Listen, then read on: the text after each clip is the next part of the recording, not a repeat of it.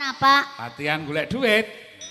Oh. Nang Gunung Malang ngono wae. Nggih. Dolane nanjak.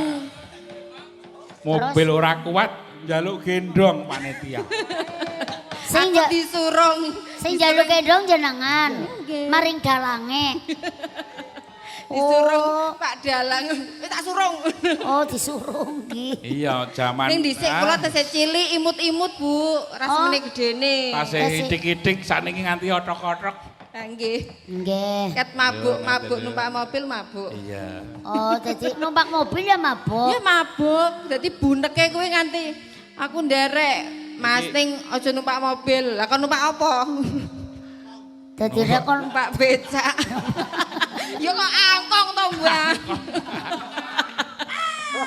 Masak numpak angkong. Ayo tekan gone disokke ngono apa piye?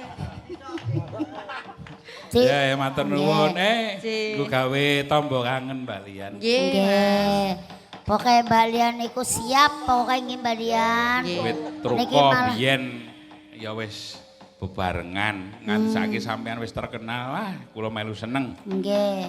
Wis pokoke kaya pom bensin jenengan lah. Kaya napa? Pom bensin dari nol. Dari nol ya nggih. Ya, dari nol ya, Mas. Iya, dari. Nganti sakniki wiyagane Pak Dalang niki wis nom-nom kabeh. Wah, niki nom-nom kabeh, bujang kabeh. Bujang ganong. Bujang ibu-ibu diterjang dadi wis ra mawas. Bujang kabeh, bujang tanggung. Tanggungane akeh.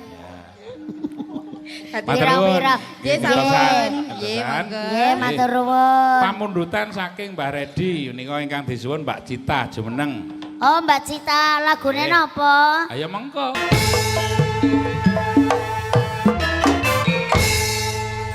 Langsung serah terima ya rene. Ya. Ya, iki. Wacanan dhewe lho, nganti tekan gara-gara len nggone Mbak Redi iki.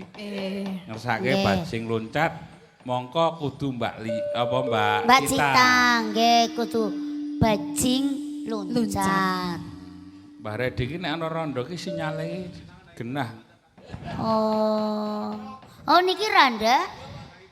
Jenengan rondo. Rondo telu, rondo papat, rondo kampung. Katuli rondo loh. Rondo ki janda.